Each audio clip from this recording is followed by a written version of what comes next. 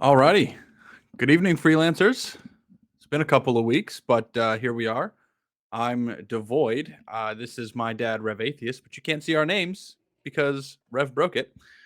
This is Redacted, a Ah, live podcast where we talk about Star Citizen and its development. man, I didn't While even notice that. I might be able to fix it real quick. Let me check and see. while he fixes that, today we're gonna talk a little bit about engineering. For those of you who don't know, the 323 patch is in Wave 2 of the PTU. And with that, we've gotten a little bit of an inside look on what engineering can expect with the engineering test mode in Arena Commander. So, and we got the little border on the bottom. Yeah, I don't know. It might or it might not actually work if I try turning these off and on. Yeah. It's okay. Oh well. Next time. Ah, Next time. So close. so close. So close. Anyway, engineering. Um, we got in a little bit today to get to mess around with it, just kind of in free flight. We didn't do any kind of combat or anything, but it was interesting. First Yeah. impressions, Rev. What do Eh, you think? that's my first impression. I mean, Okay. I'm kind of looking forward to it, obviously, but more so that other people can do it while I fly around, so that my turret people can do things. But in looking at it, I mean, the basic design seems okay. Um, it can be a little bit difficult when things are closely spaced within the ship, because they can kind of overlap, and it can be a little difficult to select the pieces that you want. So hopefully they tweak that and make it a little better. It gives good information, which is nice. Um, I mean, it's nice to be able to open and close doors. It would also be nice if we could deactivate the sensors to prevent people from opening them, closing them automatically. But maybe they'll give it that to us another time. Yeah, I mean, it's good. It's interesting with the ability to shut specific things off, which frees up power to go to the rest of the circuit, which might help other components. I mean but that's really all we have at the moment, because alpha, it's a first pass, and there's a lot about it that's not working. For example, um, we did intentionally did some damage to a generator, Yes. and Yes, we did. although it continued to work perfectly well, even though it was at 0% health, we were unable to fix it. So that's two things wrong. First of all, should have stopped working. Second, couldn't fix it. Right. Plus, I was having trouble in PTU just even putting the material in my stupid gun. So Yeah, yeah. We should preface everything that we're about to say by saying that it is only Wave 2 PTU. The engineering gameplay that is implemented is very bare bones. It's at best a tier 0 implementation. It's only on one ship. There's only an A2 Hercules that it's in there for. Um, it's is it only one ship? I mean, they do give you the Gladius. well, they give you the Gladius. Frankly, I don't know why. I didn't mess around with it enough to know if there was a reason why. It could be because they're testing component damage on fighters at a guess, right? Um, but it is early, and this experimental mode may not make it to 323. It's not something that they've been like promoting heavily. I mean, obviously they've announced it. They've told us it's there, test it out, but it's early, and even more so with the fact that it's only wave two. Out of how many waves are there now? 5 or 7 or something? Oh, I have A no number. idea. Is it that It, many it's now? it's it is that many now. Yeah, it's no longer just 3. But Oh, yeah, I kind of have to mimic what you have to say, right? Let's start off with things that we actively dislike about the engineering gameplay as it stands right sure. You go, and I'll now. agree or Okay. disagree. Um, yeah, well, a couple of things that you've already said, right? The first thing is that we did actively try to damage these components in an effort to see two things. One, how did that affect surrounding systems? And two, were we able to repair them? Something to know going into this is that there's effectively two stats that are measured in percentages. One is its overall health, and two is its wear and tear. And so the idea is that you can repair slash maintain these components. And given that we were only in a test environment in the Arena Commander, I don't know how maintaining is going to work, but we figured that because this test mode gives you a multi tool with a little Cambio repair attachment on there, that, oh, we should be able to just load it in, hit it with the beam, and it should fix it right up. And that was definitely not the case. We damaged the starboard power supply unit all the way down to zero. And just as you mentioned, while we were expecting the output to drop to zero, it didn't. It stayed at full production the entire time. Service to any other systems were not interrupted. That's probably a bug. So I'm not gonna go out on a limb and say that it's a bad thing. It's a bad design because it's probably not meant to work that way. But what may be a bad design is how the hell are we supposed to fix it? Surely it's not a situation where we're supposed to pull it out and replace it. I mean, in the case of the A2, there's no way to do that. We can't pull it out and shove it down the ladder. Maybe we could fit it on the elevator and take it down, but it'd be really tight and we may not be able to get it out of the ship, let alone get another one inside, right? I think long term that may not be the case, right? Because if you look at the design and like the area and the space around, there is a very large location there where you could stack a couple of components. No, that's not what I'm saying. How are you going to take components from your component store and put them in your ship and get them up a level to install in the first place? The elevator's probably too small. Certainly can't get it up the ladder hole, right? I mean, you have to take the component from outside the ship, move it inside the ship to install it.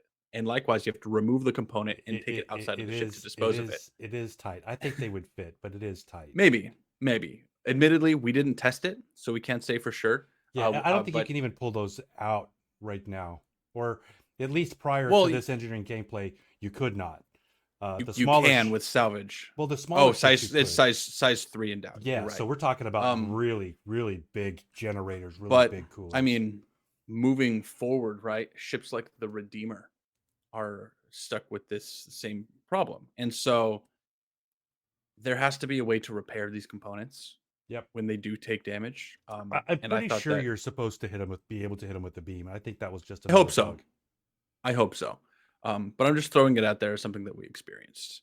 Um, the next thing for me, right, is that with 323 comes master modes, as we all know at this point, right? And with master modes, you've got combat mode, essentially SCM mode, and nav mode. And I believe, and maybe other people will disagree with me on this, but I believe that if you're just in standard combat mode, your standard operating mode, right, and you're at a standstill in space, you're not doing anything. Your power supplies, the two massive power supplies on this thing, should be able to maintain an adequate power level for the components that the ship was designed with. And it's not doing that. At the moment, right? I know you've got something to say. Okay.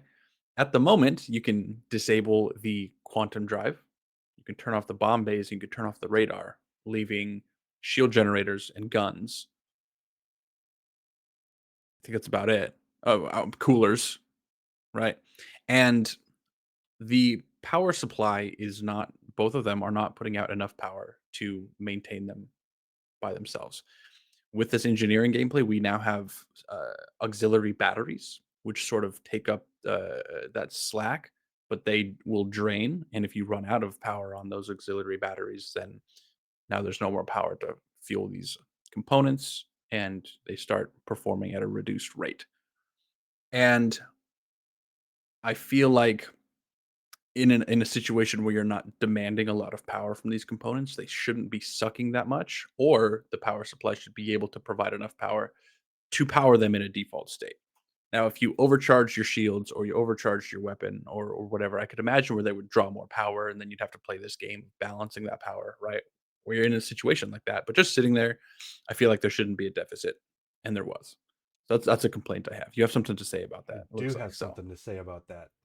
And it goes on the assumption that they give us reasonable ways to actually control what's on and what's off, because the engineering panel is not the place to constantly be turning on guns and turning off guns, etc.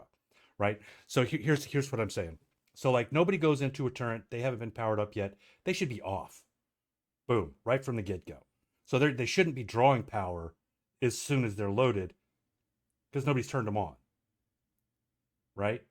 And when we're talking about the stock loadout of the engine versus what it can support, is it reasonable to expect that the stock loadout can support everything at full power, like boom, just running and gunning, or is it more reasonable to expect that it can support a normal operating procedure, a normal operating status, which is turrets are shut down, maybe a couple of other things are non-essential systems are shut down, maybe the quantum drive is on, maybe the bomb bays are on, you know what I'm saying? Like certain systems are on, and then if you turn on some more of the turrets, or you're having to boost power to shields, maybe then you start drawing on that battery power until you get the fuck out of there, because let's admit it, the A1 is not a combat ship. It's get in there, do its job, and leave. It's not really intended to hang out in prolonged conflict, right? So, So and then also you get into component choice, right?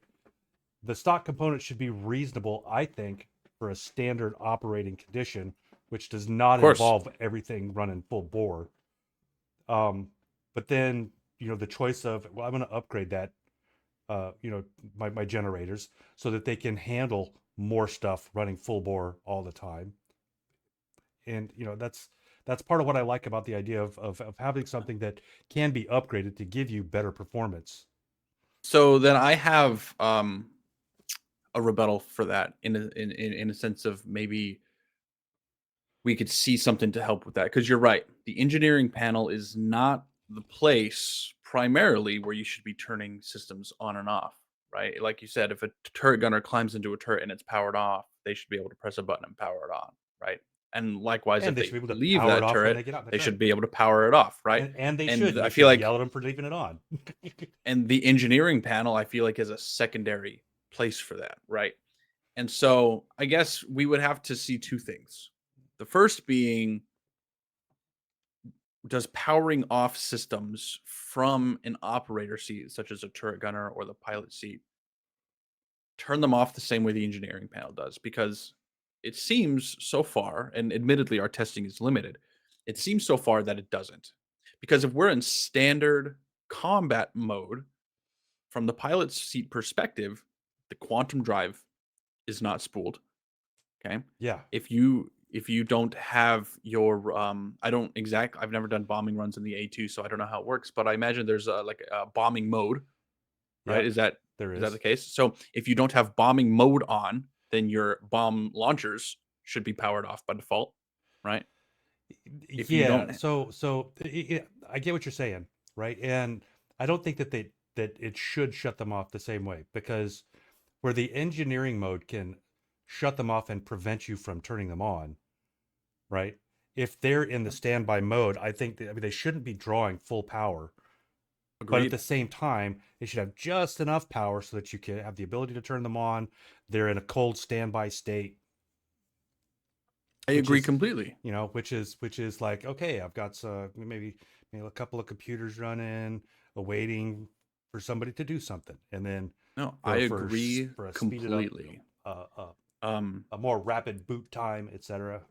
and maybe that's a better way to describe the plight that I'm trying to describe, is that if there's nobody in turret seats, if they haven't been powered on, why are they drawing 6,500 kilowatts of power per gun? Yeah, they should be drawing maybe two. Yeah, right.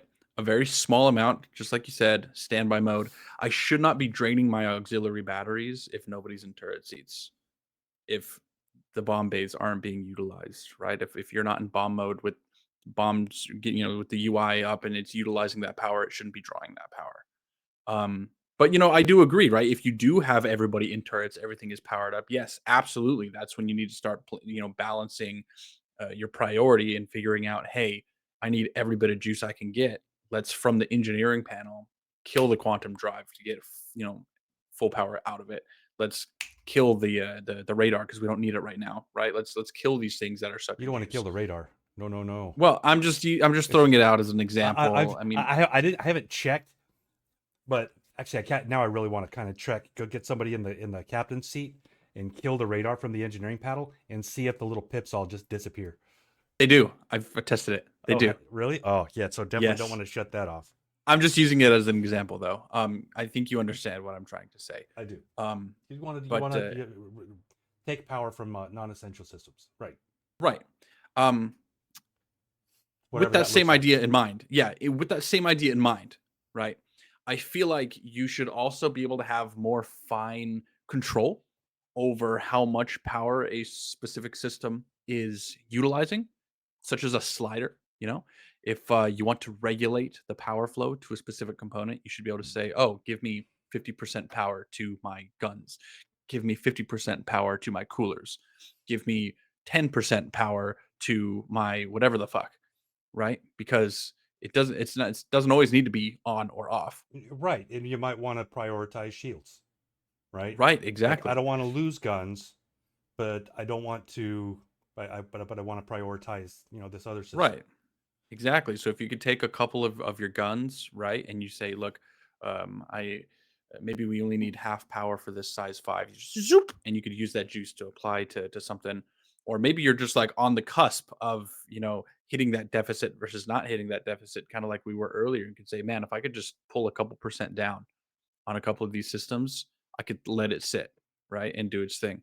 And just being able to customize that power flow, I think would be a huge quality of life improvement. So that's it's kind of in that same sort of line, right? What's Sure. what's another dislike that you've got, Rev? Um sure. So one of the things that kind of bugs me, um so they've added relays, which is great. They're essentially fuses, right? So I don't they can call them relays all they want. It's a fuse, right? Which if you have a panel of three fuses, then that's three those all three connect to the same circuit, which I guess I'm fine with that. I haven't really seen how that plays when you have current draw. If having only one makes it more likely that it'll blow, for example, because it's Oh, running there you all of the go. juice. It seems like if you only got one, but you're rated for three, probably you should have all three, or else you have a high likelihood of losing that circuit. Um, anyway, beyond that, one of the things that I was hoping for that I don't see it on the A2 is the ability to reroute, right? So it's all just a single circuit. It's either it goes or it doesn't go. Um, I guess I can see that the way that they've designed I mean, it makes sense. But in Star Trek and all these shows, you always hear about, oh, I've got to reroute power. Okay, cool, great. Well, what would that mean? That would mean that I've got Right, some power supply that is designated for powering certain systems, and that in order to get power from that power supply to systems other than those, I have to reroute, right? right.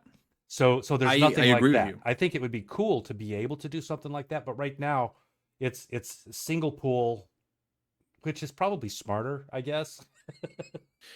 I mean, so I But think that there's a way that they could do this, yeah. right?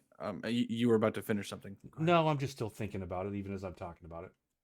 So I think that this would be a clever way to utilize the auxiliary batteries that they have. Uh, Based on what we could test, I mean, we were in there for a few hours just messing around with it, and based on what we could find out, it seems like the auxiliary batteries are there to handle an overabundance of power draw for a short period of time. Where if you're using Right, more power than your power supplies can produce, you utilize the power in the auxiliary batteries to make up that deficit until they deplete. right, And I think that an additional functionality that you could utilize them for is exactly like you said. If you need emergency power somewhere, you can utilize the auxiliary batteries without having to utilize the power supply. As it stands right now, they're there simply as a backup, or in additional. in a sense where you still power off your power supplies. It doesn't matter what the batteries are at, you're losing power, right? Yeah. However, and this is actually singing a little bit of praise on the part of CIG and the way that they've done this, right? Is they've simulated actual circuitry, Sure. right? Which means that in order to do what you're describing, there would have to be alternate power paths from the batteries to specific components that you could specifically Yes. turn on. And that would increase, I mean, it would make it more difficult even to see what's going on the engineering panel. So more difficult to kind of sort through it as a So user. I agree. It's a technical challenge that I'm sure that they could figure out through clever use of relays and just whatever wiring system they're using. I mean, it could be done, but I don't So know that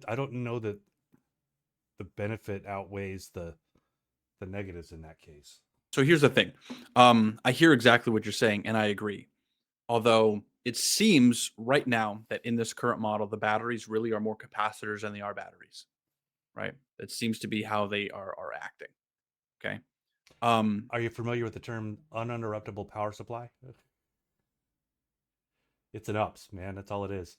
yeah, it is. Anyway, something that I think that would be cool and that could work without having to have any sort of default secondary power paths, right? Is a manual override, a manual reroute where you've got, your Han Solo flying your Millennium Falcon, you got Chewbacca back there with a spool of fucking wire who hooks into the auxiliary battery and runs a strand to this relay box and just hooks it in.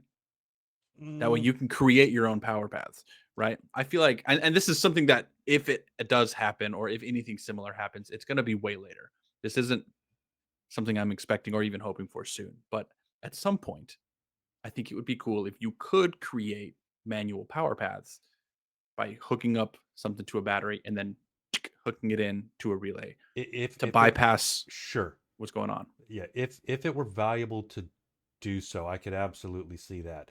So why might that be possible? Why might that be needed, right? As we get into larger ships and we have much more complex systems, especially with Maelstrom and the ability to potentially destroy physical parts of the ship where these wires could be running through.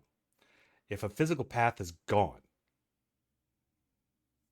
and then you've lost like a reeler or something that actually manages to isolate a section of the ship, then there may be a case for doing that, I guess.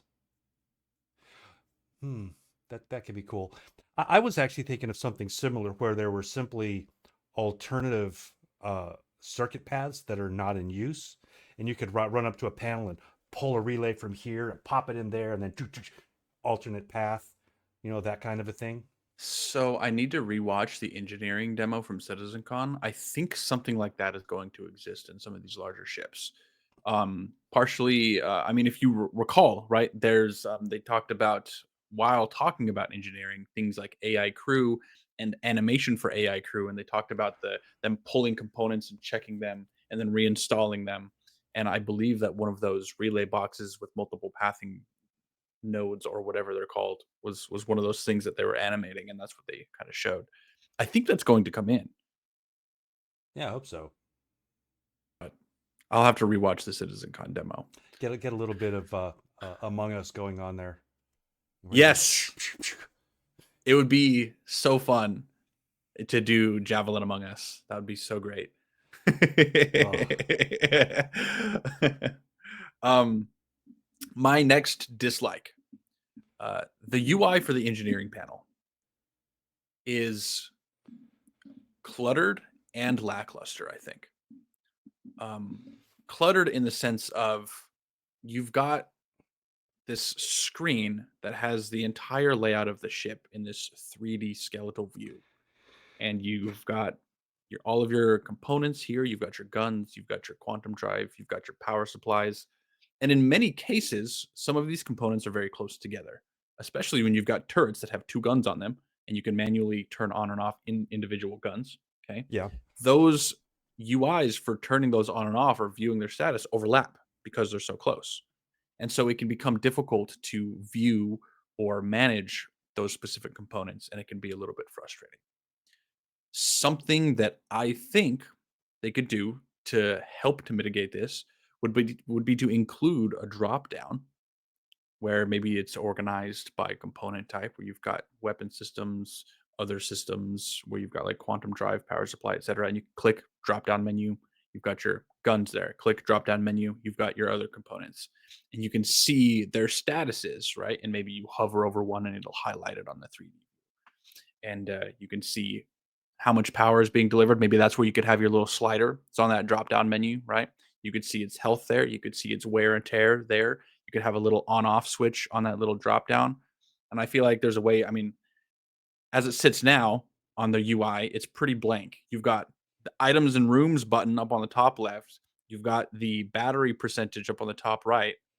And then in the middle is blank. On the sides are fairly blank. I mean, there's room to put these drop down menus. Hmm. And I feel like it would add a lot to the experience if you could quickly shuffle through, find what you were looking for, and work it that way without having to like, oh, hold on, I gotta like rotate the map and move it in just a way and zoom in just enough to where I can separate these two UIs and click the button. Yeah, so I'm with you on the UI. For one thing, I actually kind of don't like the fact that they have reused the mini map for the engineering gameplay. I understand why. There's a couple of reasons that I can see why they would have. One, because when they build out the system, boom, they just automatically get it because it's the mini map. They just get it, right? Um, hey, Yeah, welcome in, Kenny. yeah, glad to have you.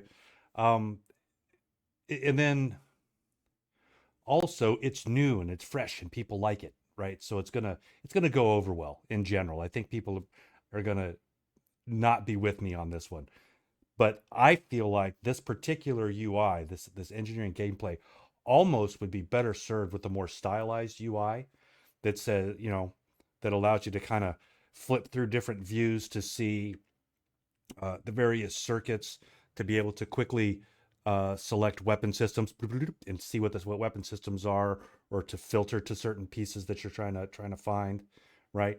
A lot like what you're saying is that there's a bunch of space that's not really used for anything, um, and so for example, when you do select something on the UI, it kind of right around that thing puts the little information, but it's sitting on top of the UI, which is multi-layered, and it makes it kind of difficult to see. But if instead it was like I click it here, up there at the top, it's like, hey, here's the thing that you have selected, and it's clearly, like it could clearly show us what I've selected. Here's the information about what I've selected. Awesome, great. Yeah, that would also be great. Oh, I want to see damaged systems. Boom, everything clears. Do. These guys are the damaged systems. Awesome. That can route people because it's very clear. All the other junk is out of the way. So some filtering would be nice. Some filtering would be fantastic. Um, Yes, agreed completely. so, That would but be yeah, I mean, it's you're right.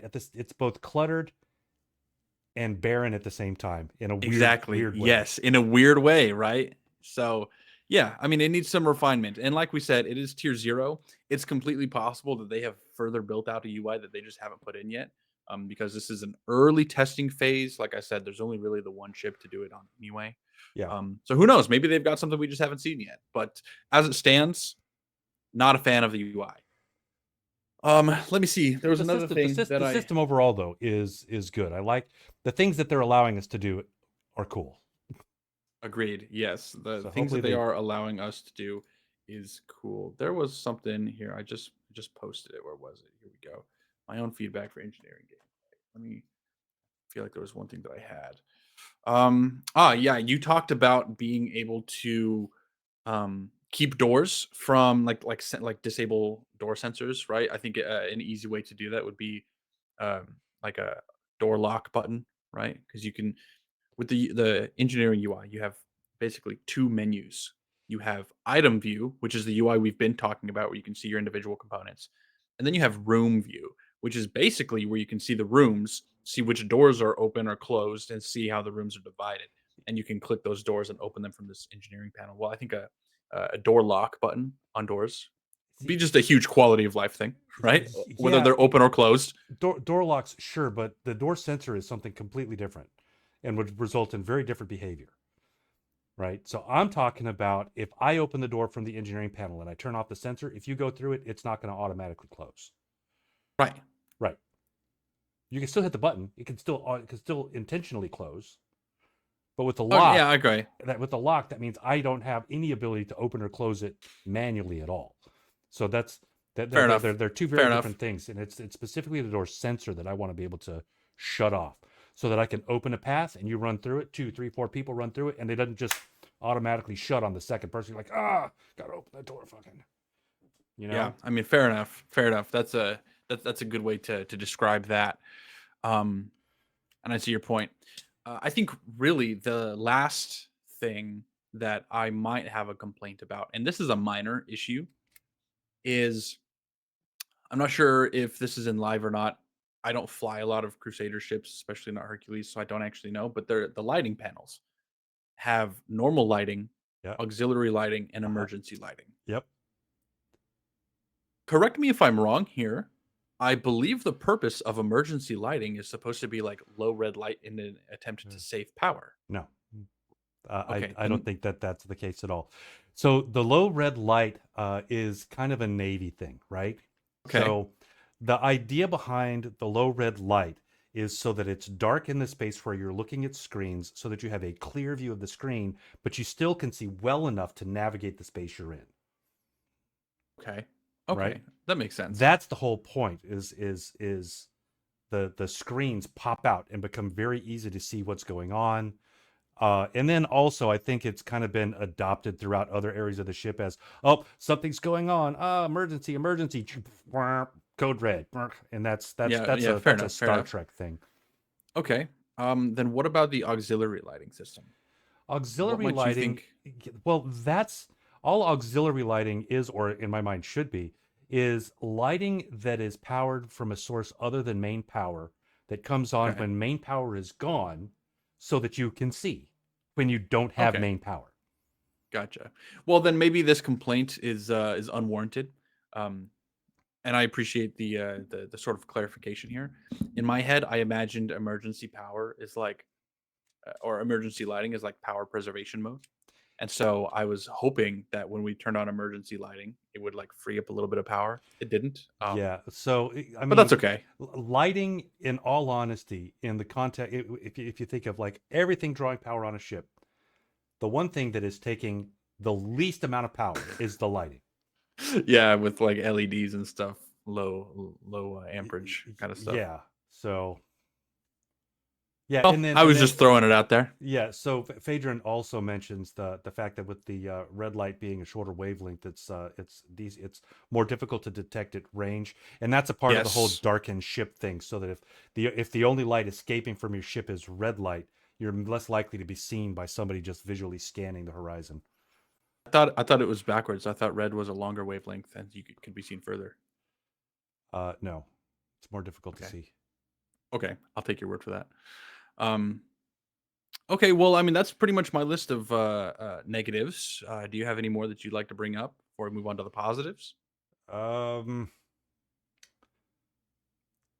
damn it, CIG, be perfect the first time every time. What's up with that? No, it's Yeah. Come on, dude. Come on. Come on, CIG. yeah. Ugh. No, okay, great. So talk about what do you like about this awful, terrible, god awful system?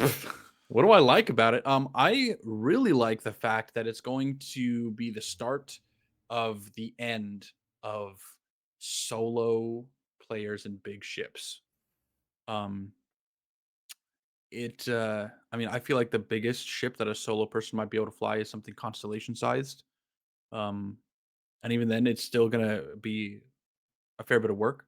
As a solo Corsair flyer, I'm expecting that my workload just to fly the ship is going to be uh, increased. And I like the idea of if you do want to utilize these larger, more powerful ships, that you're going to have friends, because that's kind of the whole point, right? You're gonna Yeah, have absolutely. crew. So I hope that this promotes multi-crew gameplay in a positive way. Um, I mean, we could talk about other balance all day and how multi-crew ships need to have better balance against things like fighters and stuff. That's a different conversation. But I'm excited for this step in the in balance, right? Um, I am excited for the technical aspect of it. I know that you are not, but I am excited. Go I'm ahead. excited for it to exist. I'm excited for people to do it. I'm excited for it to be on my ship. I'm just not. I guess it's more in the combat sense. I'm not looking forward to being the engineer during a firefight. Ugh, that sounds like the See, worst. that sounds fun to me. I'm very excited to learn specific power consumption values for specific components and power production values for specific power supplies. And I'm excited to try and play that min max game of balancing consumption with production, being like, I need 3,700 kilowatts, find it. Right. And just like see where we can get the most out of what little power we have. And I'm very excited for that. Um, uh, I think it's just going to be a fundamental change, and it's one that I welcome. Sure. So Yeah. No, I Kenny agree. says, Kenny says, not for me. I will still be rocking the big ships. Just got to learn to do walkarounds, system check, and pre, mid, post trip inspection. Um, I I mean, will that's say, true for some Kenny, ships. that is Absolutely true, true. right? And CIG has said that there will not be a ship that exists that you can purchase that you cannot fly from point A to point B by yourself. It's just like you said, it's going to take a lot of prep. You're going to have to be vigilant during the duration of your travel. You're going to have to. There's going to be a lot of post trip, fixing and maintaining going on. And if you do get into a situation where there's any kind of combat, it's going to get really rough for you really quickly. Um, I mean, so it's definitely possible. It's just going to be very hard and typically won't be rewarding. So, but I mean, you're welcome to do it. Tuning for durability versus high performance to extend solo usability of the ship, definitely. That is one thing that we didn't see is any sort of tuning. Yeah. Well, that's partially because we have no ability to swap out components. Exactly, exactly. Um, so I am excited to see if that tuning will also include, like we've talked about, sliders, right? I'm sure it will, because it'd Yeah. be silly if it didn't. Cutting down your power by half in order to extend its overall life. I think they may have even said that. Yeah. Um, I feel like there should be some way to say, hey, I don't want this thing to work at full bore all the time. yeah, We're gonna set right. it at about 80%. Give me a little bit of room to juice it if I need to. Yeah, we're talking about likes. Since we're talking about juicing things, one thing that I do like is how the difference in power supplied to a component affects it. We did a bunch of testing just to kind of see, okay, I've got 3,000 kilowatts going to my shield generator. How does that affect it? Now I've got 10,000 to my shield generator. How does that affect it? Right. Yeah, And yeah. So we, it very much does work as a yeah, pool, right? Where each component has a certain draw requirement, and it's going to pull whatever it can from the available pool relative to its participation in the overall system, right? Uh, I think basically it's like if I've got, how can I put this? Uh, I think this is what you were going to describe. So, like, if we've got say 100,000 kilowatts of total available power, we've got two power supplies running. Boom, got 200,000 watts, right? sure. Um, if everything does pulls less than 200,000 watts, everything can pull at full power. We're good, right? As soon as that drops, let's say we've got a total draw requirement with all components on sitting about 180,000 kilowatts. One of our uh, one of our power supplies drops to 50%, right? Boom, takes damage. Now it's at 150. Uh, I believe that 30,000 watt deficit will be felt universally, proportionally on all systems. So kind of, not really. Is at No, least as far as we've tested so far. so you saw Okay, something different kind of, and because I and I'll wasn't paying I explain it. wasn't Right, paying that close of attention. So please that's okay. I tell was, us what so I'll happens. kind of explain to you what Mike MD 6622 and I we're testing specifically this because we wanted to see how it worked. Okay. In the case of the A2, we have roughly 100,000 kilowatts to play with. Okay.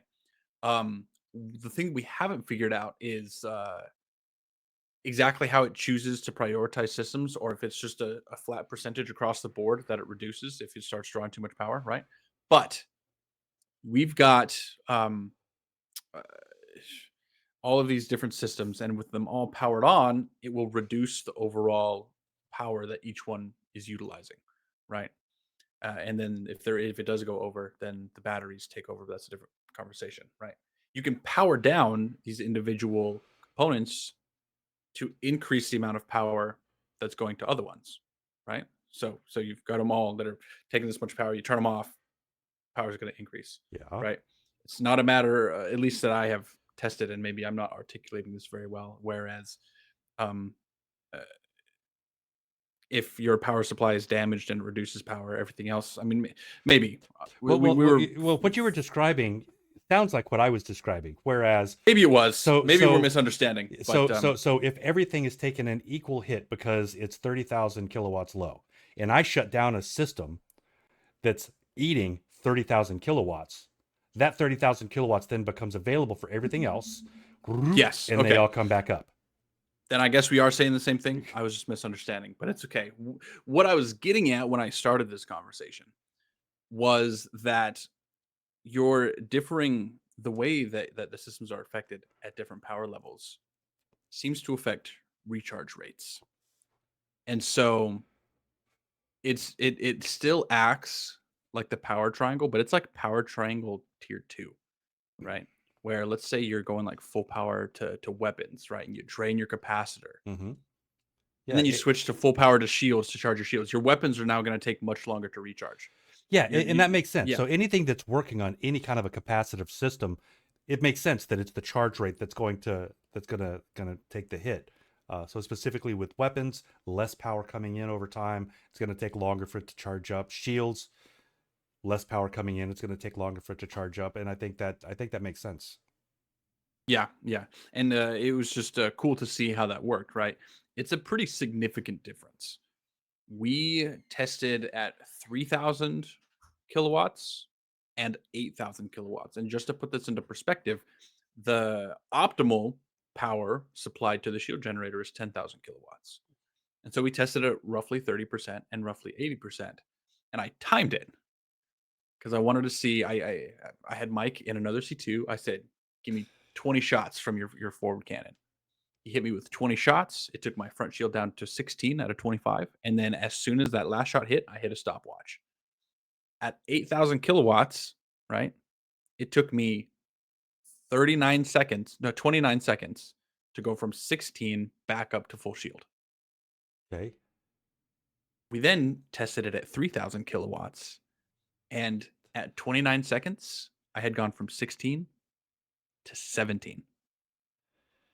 It took another, I was at 48 seconds before it went from 17 to 18. Wow. And that's when I stopped timing it. I was like, "Holy cow, this is a vast difference." And so I like that there is such a noticeable difference because I feel like it gives engineering a real value. It's not like the power triangle where if you're lazy about it, you can leave it in the middle and it'll be probably be fine. Yeah. You have to give engineering attention because a small difference in terms of power draw from one of your systems is going to make a big difference where it can matter. So I'm excited for for that value. Sure. Yeah. No, me too. That sounds cool. It's another a like that you have.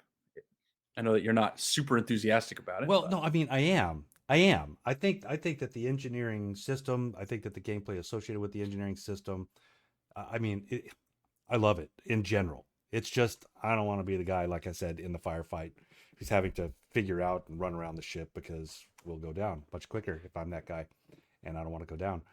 Um, Other likes, just in general, the idea that the engineering gameplay brings all of the ship components uh, into being something that matters, right? The quality of your ship component is going to matter. its ability to take damage is going to matter. Its power output, its power consumption is going to matter. And the combinations that you choose are going to matter. I mean, obviously, right now, I mean, a component is, generally speaking, like components are components. Sure, some quantum drives are faster, and I think that's like the major thing that's really different these days is that a laser repeater is a laser repeater, a laser cannon's a laser Mhm. cannon. There's not a lot of difference, right? Right. Um, it doesn't make a huge amount of difference if you choose a different cooler. Maybe it makes a little bit of a difference, but eh. I'm Yeah, looking forward to definitely those pre choices. 314 days were vastly different. Yeah, 314 made it I'm just very standardized. much looking for those decisions to be impactful. Yes. And when it gets to the point where you're making those decisions on large ships, getting large components, I'm looking forward to seeing how they balance the economy of doing that. It's like I need to upgrade the coolers on my Javelin. Oh, really? All right. Yeah. Yeah. Cool. Are you prepared to liquidate your stocks? Like it's not going to be a small endeavor. Um and not only is it going to take a lot of money to do that, but it's not going to be the first time you have to spend that money either because let's say I mean you're probably going to have a different set of coolers for making a multi-system jump in a javelin than you would for a naval battle in a javelin, right? I mean I'm just guessing here, but it seems like there's going to be different stats on these components to accomplish different things. And a military set of components in my mind would hit really really hard but degrade really really fast, right? Like that's what seems like it makes sense to me. Obviously, we'll see when we get there. But if you are doing like a very long multi-system jump, then you're going to need components that are going to get you from A to B I without think having to go ahead. I was just going to say something that I think is funny is the idea of mil spec. The thing that I think people it would be great if I know CIG what you're going to say. kind of adopted this, right? This I know what you're going mindset. to say. Yeah. Mil spec is in essence the minimum requirement to accomplish the job, and it is almost always accomplished by the person willing to spend the least to accomplish it. So it is bare minimum. Mil spec is Yep. a bare minimum, bare minimum.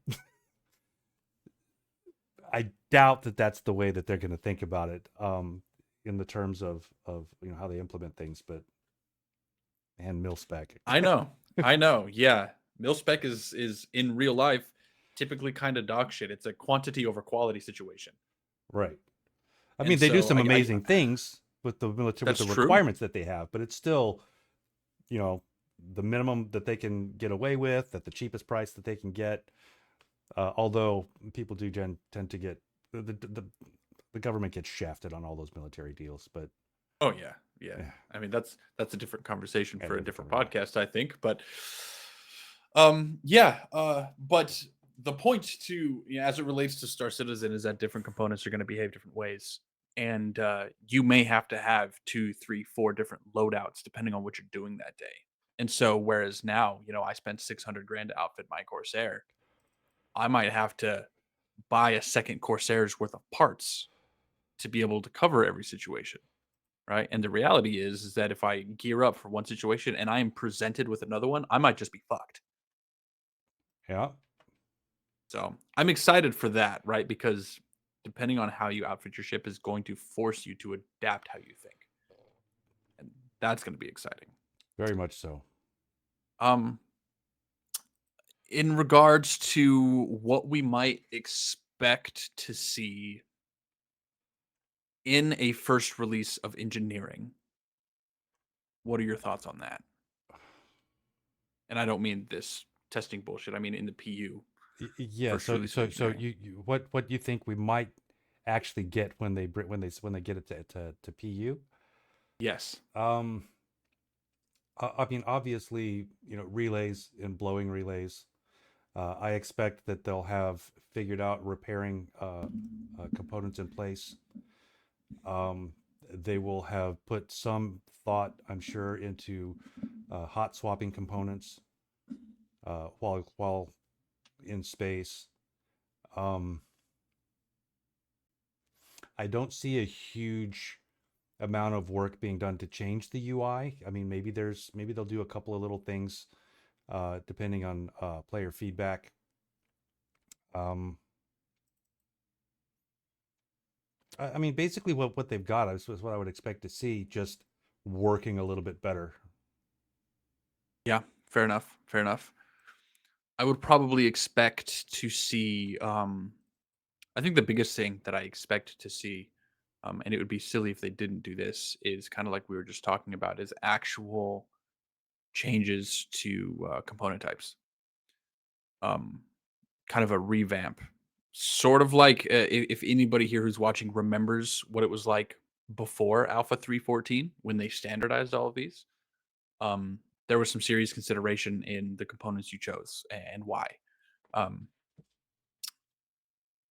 I still don't really know why they took all that out. I think it had to do with uh, like weapon model changes, and I don't remember exactly, but it doesn't really matter. Um, I would expect that in order for them to sort of justify uh, engineering, there would have to be a difference in the components, and so I kind of do expect to see some changes. Um, Maybe in the next couple patches, even before engineering comes out, changes to components and how they work. Right. Um, I expect them to add a seat for the engineering panel, because if you're in a position where it's a high stakes, high G environment and you're standing at your engineering panel and they go whounk, you're gonna fall the fuck over. So I expect they'll add a seat. I certainly hope they'll add a seat. Um, Oh yeah. yeah, you're right. Mm. um, uh, do I expect them to fix the UI? Don't know. Kind of like you said. I mean, we got what we got. Um, do I hope they do? Of course. Do I expect it? Probably not. Yeah, I mean, a little bit of optimization with regard to selecting stuff that's close. I mean, that'd be nice. It's kind of hard to find the sweet spot every once in a while. Yeah. I mean, I feel like that default top-down view that they give you is pretty much the best overall view you can get, but sometimes you gotta like zoom in, rotate the Twisted, ship, yeah. and yeah, it's for just fucking around. Like it's fine, Yeah, even but maybe even like a hotkey or a button that allows you to reset the view to the default. You know, like I've twisted it yeah, around. Hey, you know what? Let's get back to that default because that is a really handy view. Phaedron is saying something here. I'm gonna include a link in chat. I actually did do a brief write up on it, and I would love to get uh, some conversation going about this. I didn't leave it in the feedback section though, because I was in the Star Citizen section and I didn't see the feedback section on Spectrum because the feedback section is in the subscribers den, which I had not previously seen prior to this month. So, but I've got a link here that I'm going to put in there. Let me go to our Discord here where I sent it. Scroll up just a little bit. Here is my link. Where are you Copy dropping it? link. I'm gonna drop it straight into the Twitch chat here. Oh, good call.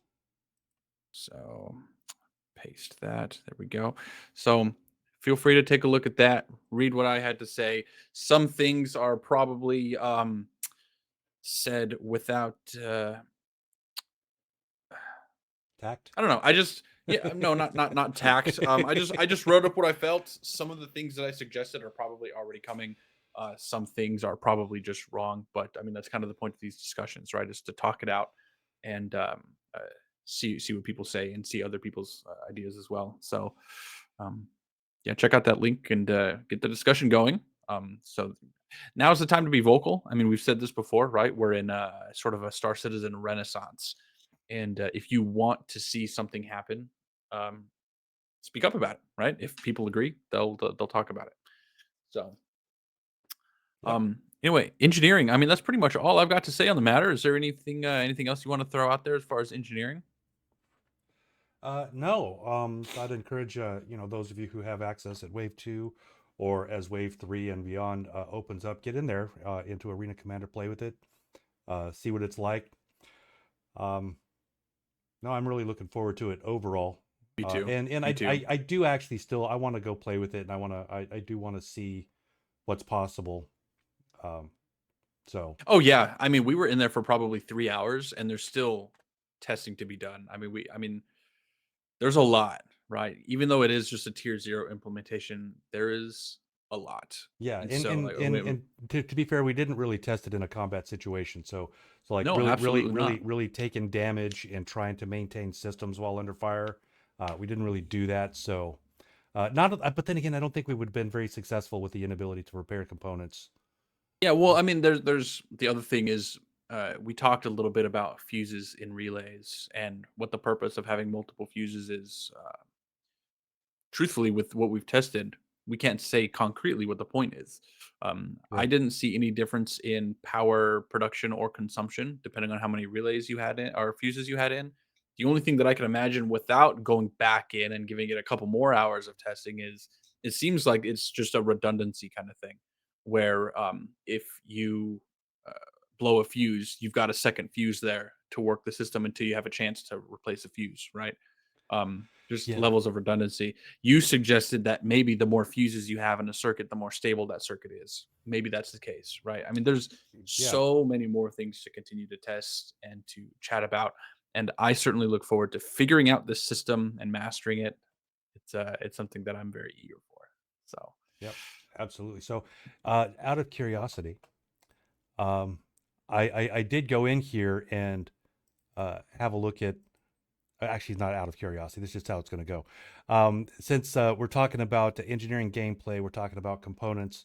I'm going to end us today with one of the songs that I was able to put together here over the past week or two. Cousin Crows. So nice. so just as a Alrighty. reminder, um, to stop by Cousin Crows and get your ship upgraded, painted, whatever the heck else it is that you can get done there. Looking forward to that whole gameplay loop as well once they get that really the modularity in place, etc. So, regardless, thanks for coming by and watching us. We look forward to seeing you next time, guys. Yep, and stop by on the Discord, discord.gg/pfcs. Otherwise, we'll see you around. Hopefully, it's not 2 weeks before the next one. Yep. Neon lights at Cousin Crows, where every spacer knows you come with a ship but leave with a legend. As we tune up your ride beneath the great starry sky, Cousin Crows is where the universe bends.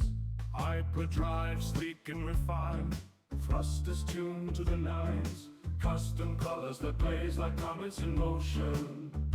Every bolt, every line, meticulously designed, turning vessels into stars across the ocean of the cosmos.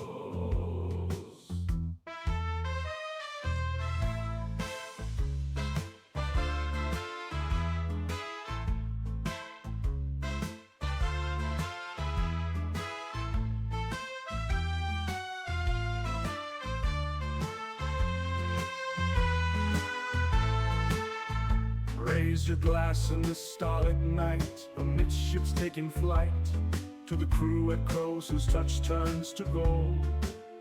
With every craft that we mend, the journey's ready to begin, where the tales of the skies are bravely told. Neon lights at Cousin Crows, where every spacer knows you come with a ship but leave with a legend.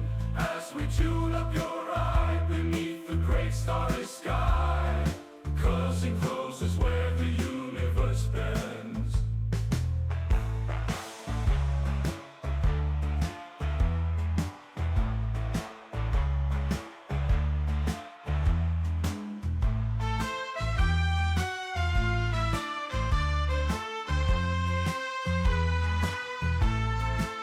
So here's to the stars in the endless blue, to the ships we've kissed with power anew.